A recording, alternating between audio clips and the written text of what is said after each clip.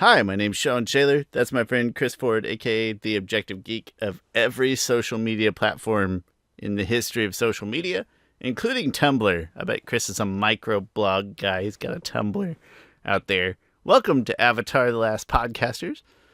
We're gonna do what Chris, probably what everybody's been waiting their whole entire lives for us to do, which is explain to you all the reasons why we hate Korra, and we say that with as much like socio-political discretion as we need, because we don't hate Korra. But we're going to talk about all the reasons, the things that we don't like about Korra, and we gave it a clickbait title because that's the kind of show we are.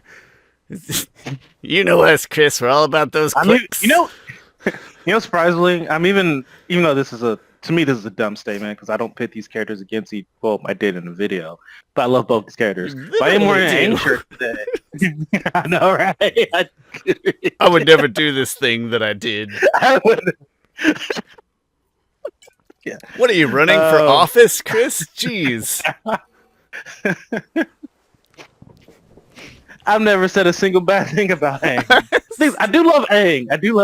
Makes it sound like I don't love Aang. I have way more Aang shirts than I do Korra shirts, but that's just because merchandise are sexist and they don't make as many Korra shirts. I could get this. I mean, that's not a sexism thing, honestly. It's just merchandise could be sexist, but it also could just be a popularity deal, But it could be sexist. That doesn't. There's without a doubt some sexism with like merchandise. Like I collect McFarlane toys, and McFarlane himself is, I think, really sexist. He says some sexist things. He's like, oh no, I can't make girl toys because boys, there's something about boys when they play with girl toys and stuff. I'm like, one thing, your toys are expensive. Little boys aren't playing with your toys. Grown men buy your toys. And honestly, grown men want you to make toys of girls, of the women. It's a woke crowd for the most part. Yeah, and also like they like those, like been begging for like Zatanna figure, you know who that character is. Begging for like Black Canary figure, and I think he's finally getting around to doing Zatanna, even though he's about to lose his license. I mean, he makes great action figures. Don't get me wrong. This is the first time. It makes perfect sense, but this is the first time that I've understood that this is a person's last name, like McFarlane Toys, not like a family name, but like a guy, like a singular guy. Based on that information, I possibly could have guessed that he was sexist in his actual. Oh, it's not them like McFarlane family toys. Like, no, just Mr. McFarlane.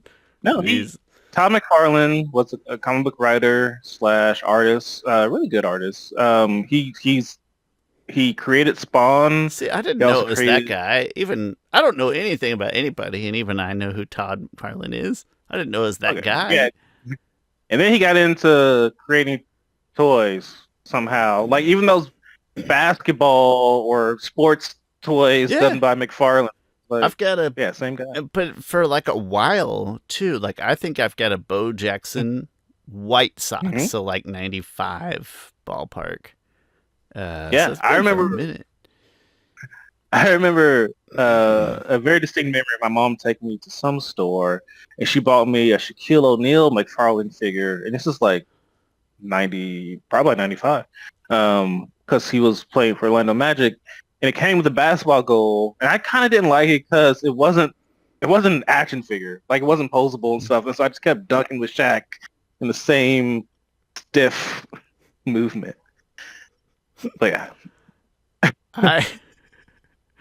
I had a football player because it's just clearance, and I think my grandma got. And you know how grandmas are. It's like, oh, he likes football, get him football. But it was somebody I hated, but it was a really, really cool posed McFarlane. I want to say it was like Jeremy Shockey or somebody from the Giants, somebody like that, obscure and who I did not enjoy. But it's really cool. It's like an end zone catch, and where they have like the transparent piece that's like holding him up actually in the air. But it was big. Yeah. It was like, I don't know, it's probably a foot tall at its peak. It's a really cool piece. Like, man, Grandma, if this was any other player, other than this guy right here. But hey, I learned something new. It never occurred to me that's where McFarlane was from. Anyway, no, sexism merchandising does exist. Just compare the prices of a woman's razor to the price of the exact same razor for a man. It's weird. It's messed up. I mean, part of it. I understand this whole supply and demand thing. Like you can price stuff at what people are willing to pay. That's the capitalism. That's the whole video game argument right now too, right? Is like video games going up in price, and you almost can't take a side because everybody hates you. But it's like, Chris, I'm on the side of like I don't care that they're more expensive because just buy them used, and B, if you don't like it, like I support your ability to stand up and say I'm not going to buy that. And I'm going to say, great, good for you. Yeah. I can be purely for things in a capitalist market, and also think we go overboard in this country about capitalism. Absolutely. But for the most part, it's like, yeah, that's the price people willing to pay. That's the price they'll set it at. I think I say this in a general sense. But I think I get more upset when people get sort of have really hard opinions on like a video game as an example, prices going up. It's like, okay, I don't get as upset about it because that's video games, and if I can't do that, it's like, you know what, you can find cheap old video games or Steam. Like you can find other inexpensive ways to have debt diversion. Like, can we talk about the price of like regular commodities that we need on a day-to-day basis? Yeah. Those things going up, that sucks. Yeah, that sucks. But anyway, that's my political diatribe for the day. Anyway, what are we talking about? I don't remember. Somehow, why we hate Korra, why do we don't hate? Why we don't not why we hate Korra, but things about Korra that are to our distaste. But with I do want to give a shout out to Barry. He had us on his podcast, and he called me out, saying I'm biased. And so this episode goes out to him.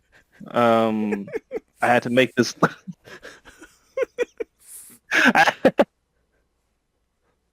Last week, I had to sit back and begrudgingly make a list of things I hate about Korra.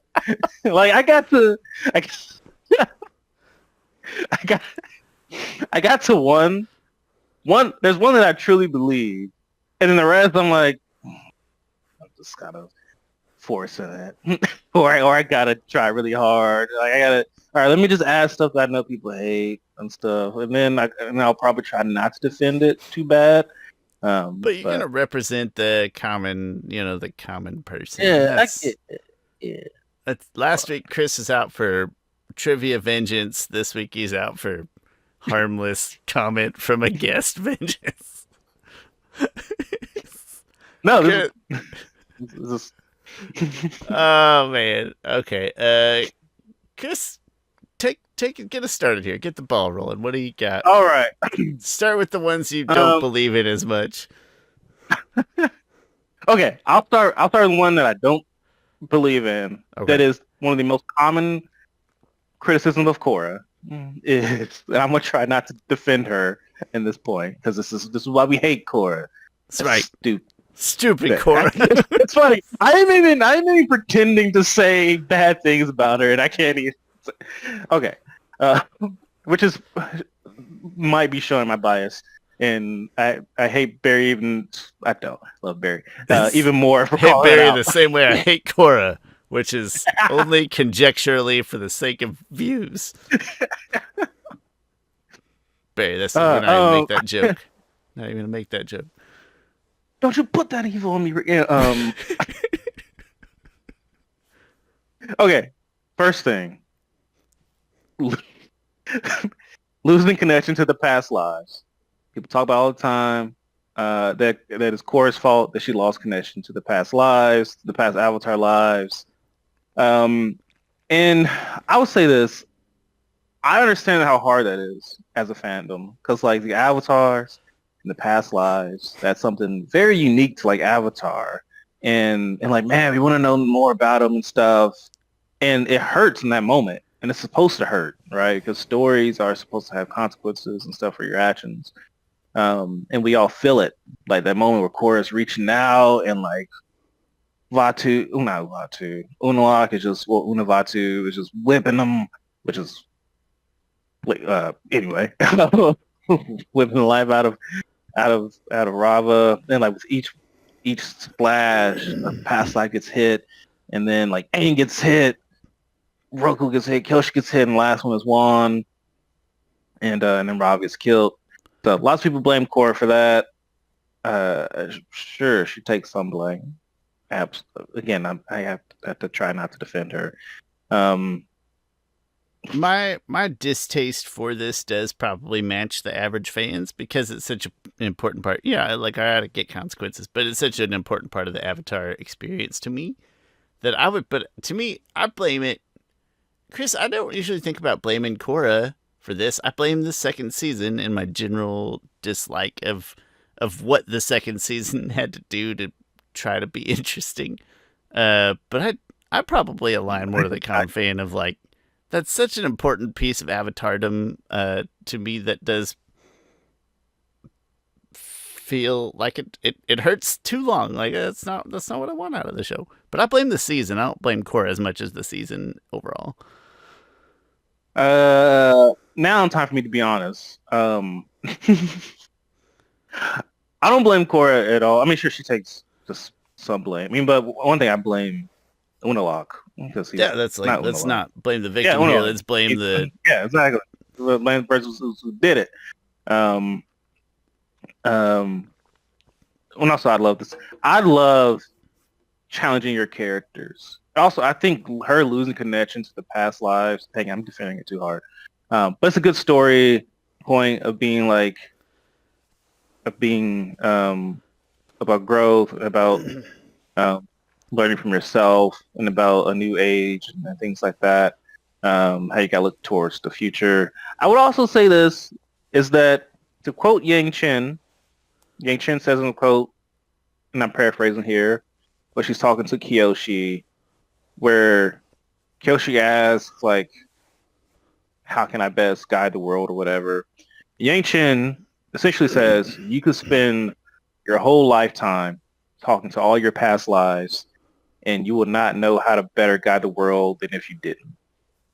Essentially meaning like, listen, we're not that helpful, honestly. I mean, she's not saying that, but I think she's saying like, it's not that big, it's not that important. Like you got to forge your own path, essentially. Yeah, honestly, the word is like, you still have to be the one like pulling the trigger or making the decisions regardless of, it's not that the advice isn't good or is good or whatever, but you're still the one that's got to decide what to affect. We've seen not great advice from past avatars. None of them gave Aang necessarily great advice when Aang was trying to deal with the Fire Lord situation. So it's not like it's one thing. It's not like it is a mandatory thing to have as the Avatar. Past lives are great to have, but that's not what makes the Avatar the Avatar. So that's my first thing. The underlying theme of this entire episode, absolutely, I guarantee, will be that Chris will point out what's something that is, maybe good narratively or good for like character growth. And I'm going to point out that it doesn't matter if I don't want to watch it, if my eyeballs don't like it, if my heart doesn't enjoy it, then okay, that's a lesser experience. I don't want to enjoy as much as a different experience. And that's what this is. It takes a core piece away of the Avatar experience that I appreciated and I really liked, and now I'm upset that it's gone. I think in order, and this sounds like cliche, but there wouldn't be sunshine if it wasn't for rain. You got to go through, you got to experience bathtub to really enjoy the triumphs. And the thing is, Avatar is honestly a little handicapped in that not a lot of people die in it. And so like, you gotta do something. In the words this is a really easy way to kill Brendan Fraser's George of the Jungle, nobody dies here. They just get bad boo-boos. Which is a movie that doesn't get referenced enough. Yeah. It's a underappreciated family film. No, Chris, I'm going to side with the people, but more in the sense of I'm blaming the way that the season had to develop and that I don't like the season. But Chris, I don't like that she comes out good at bending. And again, not necessarily for narrative reasons. I enjoyed far more the journey, just relatively speaking, of a Kyoshi or an Aang. Like getting to see them develop those elements and being that's just an element of those stories that I thoroughly enjoy. It's probably an archetype of story that I just happen to enjoy more. Like I think you do. I think you do like. I think we mentioned. I don't know if RPG is the type of word I'm looking for. I think you're on to it. It's like an RPG. It's Harry Potter in school learning the magic. It's what else? I can't think of any off the top of my head. But no, I think your RPG spot on. That's the part of the journey that I just enjoy the most. And so when she comes out like good at everything but airbending, and then airbending, of course, by Tenzin kind of has all the fun removed out. Like, yeah, that kind of limits a part of the experience that I want to enjoy more. Yeah, okay. Yeah, I get it. It's tough though. You want it to be different, but like, man, that is the thing. Is that like I was, there was questions. There was some theories or leaks or whatever speculation about the new Avatar series and how it's. So I recently watched a video from Antoine Bandelet. And some people are like, this doesn't feel like Avatar. And to me, I'm like, well, they can't just keep regurgitating the same story. Like, they can't just keep having a person find out they're the Avatar, travel the world, and learn the four bending elements. Like, one thing that would become a hard story to tell as creatives. It was like, hey, we told that story. Like, I get that fans want to see more of that story, but as a creative, it's like, do you want to keep telling this same aspect of this story with all of them? Like, maybe we should do something kind of different for each of ones. I understand that people like familiarity and stuff, but also I think I understand as a creative, it's like, nah, that was what we did before. Like, we want to do something different. But anyway. Sometimes to me, one of my mistakes as a viewer that I accept, but also like haven't mastered yet, is I will conflate progression with like power creep. I'll let those two things conflate in my mind because one of my least favorite things in all TV is like you beat the big bad. Well, now there's this new big bad over this thing that you didn't know was important with this power that before was never described, but now all of a sudden like, well, here's this deeper, darker secret that we had the whole time. You know what I'm so but sometimes I will let progress feel like power creep when it's not. It's like, no, they have to expand. But I will say that one of my favorite parts of Korra is the Metal Clan episode. And I think a big part is like, yeah, they actually go and they're like kind of at a physics level when they're talking about bending the meteorite because it's a lot of earth with a little metal mix. And it's like little things like that I'm like, I miss that a lot. Yeah, that's understandable. Yeah. It's interesting because, well, she's not, that's the only thing she sub-bends. Well, she's a healer too, but that's the only thing she learns how to sub-bend. Yeah, the only element she learns how to bend is air and metal. And then, well, the thing is, Korra, a lot of Korra's like, this sounds like I'm saying her again, but a lot of Korra's like teaching moments come from her being like, how do I get back to being me? Or how do I, like, a lot of her teaching moments come with like Katara and like, I'm paralyzed from waist down. How do I get my strength back? How do I get walking again? It's funny, and it's like less of like how to bend this element, more of just like how to rebuild yourself from the ground up again, stuff like that. But we're not here to talk great about Korra. Forget her. Okay, the next couple of things I am more so on. The Mako Korra relationship is fairly annoying. I had this higher on my list, Chris, but I'm happy to address it now. But I'm just going to say that, like, all the early ships are just kind of all garbage with Korra. All of her early ships are garbage, and that's fine. The only good ship is the one that lasts and the one that matters. That's it. The rest are garbage. But I had this, like, higher up on my list of, like, annoying things. Well, it's not even just the... Actually, I didn't mind I didn't... I didn't mind the Mako Asami relationship, but Korra like getting in there, and I get that I like the moment where she expressed herself to Mako, where she's like, "Hey, Mako, like I like you a lot, and I think we'd be good together," and that is perfectly fine. But then there's moments where she's like, "Oh, well, when you're with her, you're thinking about me," or it's like, "Oh, I kissed you, even though you're dating Asami," and then season 2 is just like Korra was like a terrible girlfriend in season 2, and Mako's being a good boyfriend in season 2, and it's like Korra taking crazy pills and stuff. Like, well, why don't you side with me on this? And Mako's like, I'm not siding with anyone. I mean, I do get some of this. Like, as a husband, you just side with your wife no matter what. Yeah, unless like but, they have but to that's be, fair. they have But to I'm be like, you're a husband. wrong. They have to be wrong to the degree that you're like, I man, gotta we be. have to find a learning opportunity here. We have to address this. But even then, in public, you still just like, oh, she's right, and then you wait to get back to the car. Like, hey, listen, can we just we break this down? Uh, yeah.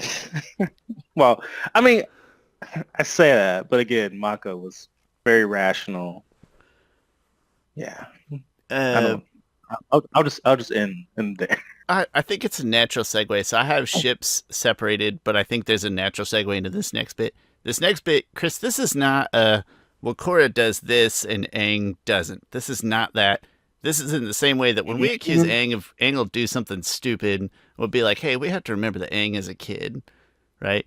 When Korra does something like angsty shitty, we have to remember that she's a teenager. But she does do just like sometimes there's behaviors in there that like mostly related to ships or maybe she reacts in a fashion that I consider like a little too big or a little excessive. And I have to remind myself, I was like, I think she's supposed to be a teenager, and that's pretty representative of teenagers. But just like Aang being a child in Bato the Water Tribe, I was like, I hate it. I know he's a child. I know he's misbehaving. He's being stupid, but it makes me mad. Same way with Korra. There's certain things that in certain times when she's acting her age, and I just happen to not like it whatsoever. But again, that can't be misinterpreted as like, well, Aang never did. Like, no, we said Aang did that stuff at his own age level several times. I would also say when people are like, well, Korra's a teenager, well, Aang's kid, I do hold teenagers more accountable than kids. So it's like I'll give Aang, I'll cut Aang a little more credit or cut him a little more slack than I would Korra, because like, well, Korra, you're almost an adult. In some cases, you might be an adult. I mean, I hold them more accountable, but I think she also behaves roughly slightly more accountable. You know what I mean? Like I think I'm keeping it relative to the age here. But I hate when it happens on either side of the coin there. Yeah, that's fair. I think it probably shows up most often in the first two season ships nonsense. Absolutely, yeah. Or like if she's a little bit naive about certain things again in season 2, and I'm like, you idiot, and then it's like, you know what? All right, she is a teenager, but still, you idiot. Speaking of, it's not really related. Maybe it's related. And this is very specific. In season 1, Harlock like manipulates her, but I was into joining his task force. I don't give her any crap for that, because he, like, the way he manipulated her into it, she kind of couldn't back down from it, because he was like, he asked her, she said no, and Tenzin was surprised she said no, and then he threw a party for her, then put her in front of microphones and purposely had the press, like, planted press people to ask her hard-hitting questions about Amon that would either lead her to being weak or trying to act strong, and which both, none of those are great options. And so she went with try to act strong thing, and then she joined the task force. I don't mind that part, but the part that was like, yo, Korra, like, you wilding out. She was like, I challenge Amon to a duel. It's like, you need to think this through. That I would give some type of like pass of teenage teen angsty reaction. Like, yeah, I'll take him now. It's okay. Jeez, are you? Yeah, it's like, okay, you're gonna go to this location by yourself, no one else around, and challenge a person who it's not like you know his honor code or anything. He came with everybody. Like, yeah, you just, and so that's a part where it's like, again, and I'm saying the teenage thing because that's why, but I'm not forgiving it because I do hate it. I'm like, I know that you are a teenager, but you're being stupid. Yeah. My thing. But yeah, that's my third thing. Chris, we've touched on all but one of my things already because there's just not a whole lot of things because she's a good character. But I want to save my thing for at least closer to the end. She's fine. Let me make up a thing. Spirit bending is stupid. Wait, that's just me not liking the second season again. Spirit, what kind of name is spirit? You can't bend spirits. They're independent creatures. Well, that's garbage. She does. That's what they do. They bend the spirit. Well, I don't like it, and I don't like her for doing it, Chris. It's her and she's bad and spirit bending. I hate the concept of spirit bending. Pisses me off so much. I think it's a good concept of injecting hatred into something and forcing it to change from its natural kind of position. I think there might be a little deeper storytelling there. I just had, this is completely unrelated, but for some reason ESPN just refreshed on my other tab, and Jennifer Coolidge, probably her voice just probably going to be recorded to the audience for like half a second. That's the Discover card commercial. Anyway, I closed the ESPN tab. Scared the crap out of me. I was like, who's talking? Oh, it's just Jennifer Coolidge. No man. There's a notion there. There's like an underlying notion there that I'm okay with. But Chris, I would argue that spirit bending in general, this fits into why we hate Korra. Why not? The notion of spirit bending in general feels, I've got this concept in my head since we argued about Superman with John. It feels more comic book-y to me, right? It feels just like a hair out of place of the realm of Avatar abilities that I'm comfortable with in a way that I'm going to say feels comic book like. Yeah, okay. It's half a hair further out of my bending comfort zone or my Avatar powers comfort zone. Could probably say the same about energy bending, but we're not hating right now, Chris. We're hating Korra. Yeah. Chi blocking like Amon makes way more sense to me than energy bending. Like, I'm willing to kind of brush past it, but like I have like no issue with Amon. The way Amon takes away bending makes way more sense to me than Aang taking away bending. I agree entirely, but again, that's wrong episode. Wrong episode. To the point where like it all computes. Like, Amon is a chi blocker. He knows how to heal, and you heal by looking at people's chi paths and stuff like that. Yeah, if you know those two things, those off, and you're a bloodbender, it's like this plus that equals being able to take away a person's bending. Like, all right, that math's out. Whereas energy bending, I'd lump it into that same pile of like spirit bending. Of like, that's just a little more nebulous Avatar-y powers that I'd like a hair less comfortable with. A hair. It's above a nitpick, but less than like a grievance. Yeah. Anyway, but no, I don't have any. Chris, what's your next? I don't know how many you got left. I have two more things. Okay, you do yours, and then I'll do my last one. Then you do your big one. Okay. This one is very superficial. Is that I don't like her haircut. I know people love that.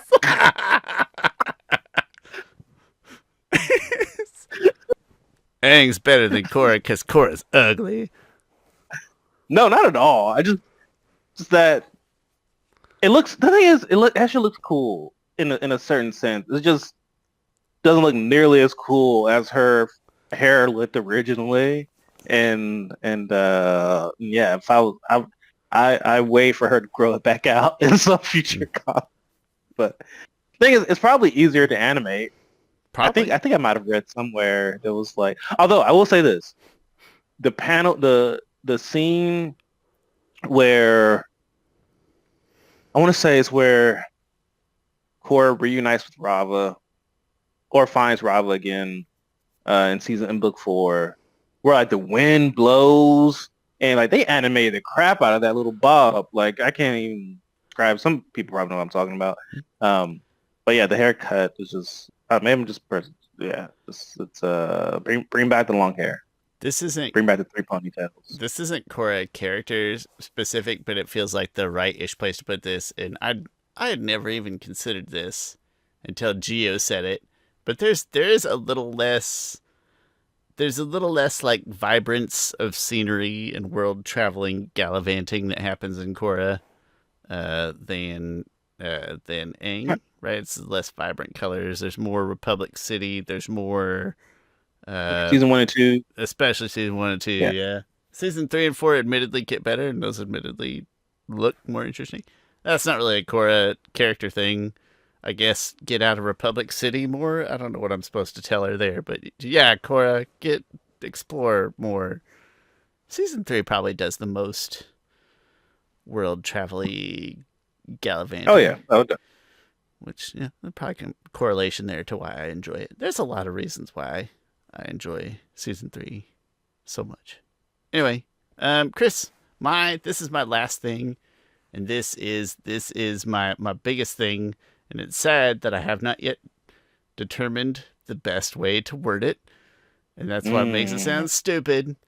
But she just can be a not very charming, likable character sometimes. And I struggle with my protagonists. I typically do enjoy it when my protagonists are relatively relatable or relatively likable. It's just the type of story that I prefer, and I don't know how to change or affect her, if I'd even want to. It's probably just a part of who I am, and I still try to take another thing. But she's just not as likable sometimes as I want her to be.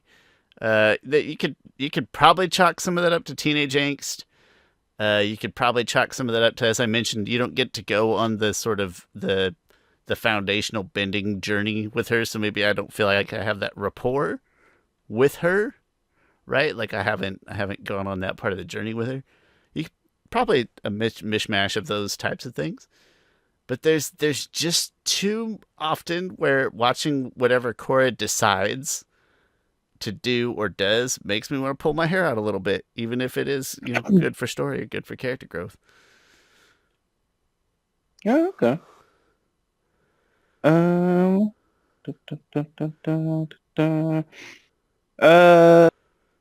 don't have much I'll add to that because I love Korra. I mean, it's just a wildly subjective story difference. Nope. But I think I would say that's probably representative of the masses of people who are kind of like staunchly like anti-Korra, or at least like, no, Avatar is so much better than Korra. I think that's probably at least a sliver of what they feel, or a slice or a representation of what they feel. Of it's just a little harder to root for sometimes, but you got to persevere.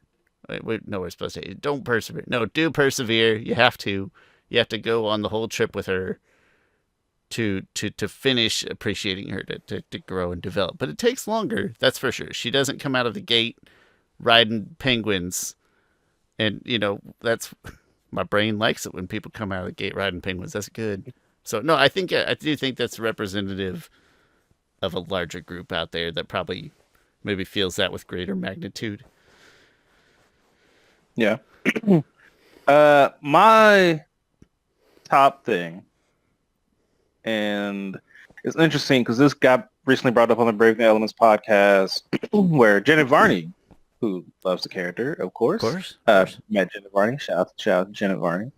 She basically talked to us like we were her friends. Yes, yeah, I consider her a friend. Friend of the show. Friend of the show. It sounds better than just your friend. Like, no, friend of the show. Oh, I get it. Yeah. But they were reviewing, I forget which episode. I want to say, I forget which episode they were. But Janet Varney was like, I do not like her right now. Like, and it's just like Korra's my least in this moment. She's my least favorite character in the show with how she's acting right now. And a lot of people, I believe she was talking about with how Korra treated Tenzin and her father in the beginning of book 2, which that's what I'm talking about also. And also like fans were like, I saw some fans being like, "Geez, why?"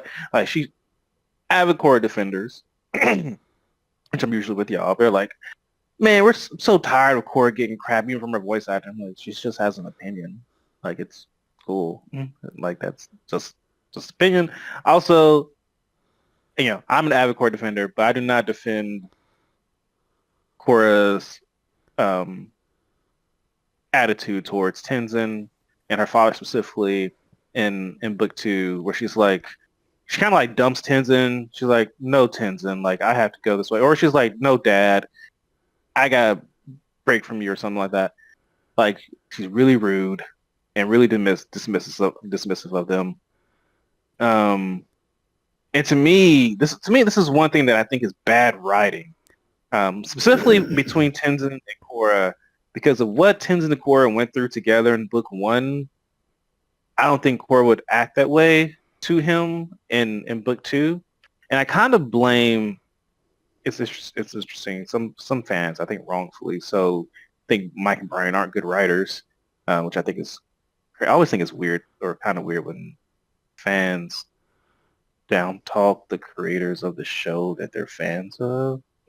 Uh, but so Mike and Bryan were the only writers for book 1. It was just them two. And in book 2, they brought in more writers because they knew they needed more help. I think this might be a thing of like bringing in more writers who maybe aren't as connected with the journey that the characters went on in the first season. Because it just seems like inconsistent writing to me, or bad writing, that Korra would treat Tenzin that way. Like I understand her being like, to me, she's been like, "Tenzin, like thank you for everything you've done for me." Like the argument is that she needs to go train with Unalaq to learn more about the spirits and how the spirit bend, things like that, and to learn how to meditate in the spirit world. While Tenzin doesn't know how to do any of that stuff, and so she's right to go with Unalaq. Like she has no reason to fear Unalaq or to question him. But the way she breaks up with Tenzin is so freaking cringe, and it's so annoying. Like she should have been like, "Tenzin, thank you for everything you've done to me, but like I have to go this way. Like I have to go learn how to do these things, and I'm sorry, but I have to go with them." Instead of being like, "No, it's over," whatever she says to him. I can understand the way she has to her dad a little bit more because we don't really know that backstory between her and her dad. We just meet him. We just see him in episode 1. But it was still kind of rude. And then later on, I understand some of her actions towards her dad because her dad kept her, didn't tell her everything, kept her hidden down in the South, even though that's not what Aang said. Even though everyone told her, I mean, they lied to her. They said like Aang was the one that said you should be kept in the South Pole. They lied to her about that. So I kind of get why she's mad about her dad in some of those cases, but still some of her actions towards her dad seemed a little aggressive, especially her actions towards Tenzin were very annoying and out of character and bad writing, I think. So I'm very adamant about that. I think that my brain probably kind of lumps that into like, all right, but is that how like a teenager under a lot of stress would behave? And the answer is yeah. And so it's like, yeah, and I still hate it. But like I'm kind of generally lumping it into that same category of it's like, no, this is a person who's behaving like a person of their age, but we're expecting them to behave like the Avatar. And she is the Avatar, and she's well trained, and she's had a lifetime of edification about such things, and she's still behaving like this, and that does make you just want to like yell at her for a second, screaming at the TV. But hey, it's evoking emotions, and that's powerful. I probably, and again, maybe the larger audience too, probably let those few moments, interpret too much of the character, like too much of my feelings towards the character over time, probably more than it deserves. I bet a lot of people do that too. I don't think I'm the only one. But it is in those moments that you just get like a really strong personal reaction of, oh my, Korra, what are you? I hate you right now. And then, yeah, unfortunately, that can probably stain your experience if you don't just like take a deep breath and move past that moment and like, all right, that was that just let it be where it is and move on and try to enjoy whatever comes next. But I can see, I mean, that feels valid. Chris, some things that we didn't address. Any of the nonsense about the stronger avatar, which because it's nonsense. I'll, as always, I maintain that depending on the environment, 9 times out of 10, and I've said this for like years now. 9 times out of 10, Aang's gonna get away, and in Aang's mind, that's a victory. So it all depends on your context, your victory conditions, whatever. He's gonna get away. He's not gonna beat her. He's not going to subdue and whatever her. There is some fans who hate how much she loses, and like I mentioned to John in our Superman review, I don't want my character to win. I actually like my favorite characters to lose because they learn from that. That's the important part. It's not about just be a bad guy. It's about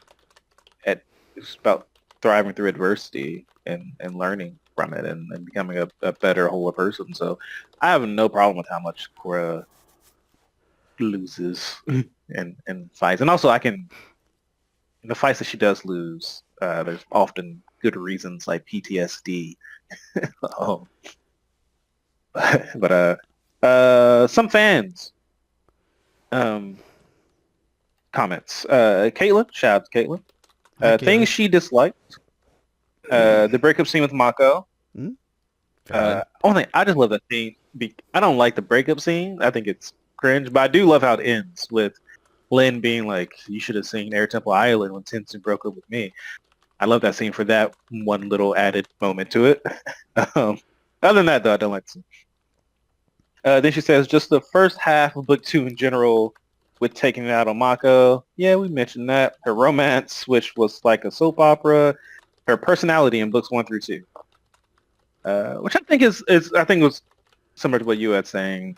A lot of people couldn't get over her personality 1 and 2. Like, I can tell when people haven't watched the show. When I see comments just like, she's just so aggressive and so, I don't know, whatever other stuff. And I'm like, I don't think you watched the whole show. You have to finish because, as we've discussed, 3 is so good. And, I mean, we like 4 too, but, like, you have to finish. But for me, in particular, it's really hard to blame somebody. If you got, like, halfway through 2 and you're just like, what is this? I would have a hard time blaming, but I would still encourage you. It's like, no, just persevere. This is the slightly unusual one. Not bad, just slightly unusual. Persevere. Yeah. You won't regret it if you're open-minded. As you persevere, you will regret it if you do it like begrudgingly. Then you'll regret it. But no, just keep watching. Thing is, when I asked across different social medias and stuff, I didn't get much. I asked why people hate Korra and why people like Korra. I didn't get that much of why people hate Korra. So maybe the world's healing, or maybe I just didn't reach that audience. No, I'm going with the first. I'm going with the first one. Makes me feel better.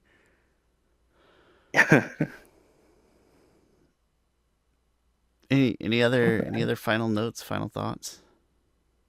I think Korra is a terrible character, and I hate her. No, I think that most of mine are tied to are tied to. I guess I'm just gonna call it like the fact that she's a young person who is behaving in ways that like my brain holds them to higher expectations, probably unfairly so, and that probably is like the root cause of a lot of the other things that I don't love. Yes. That's my self-eval. All right, this is over now. I love Korra. Korra's great. Oh, you can't say that. You gotta wait for the next episode. No. I'm not waiting. I'm gonna cut you off right now. I'm gonna hit the stop button. Mute Chris, because you got to come back next week to find out if Chris does love Korra. You have to come back next week and find out if he does and why. That's my friend Chris Ford, aka The Objective Geek. I'm Shawn Shaler. This is Avatar: The Last Podcasters. And I'll put all the stuff down in the description. And any form of positive interaction you can give to us, we love and appreciate it all. So thanks for that.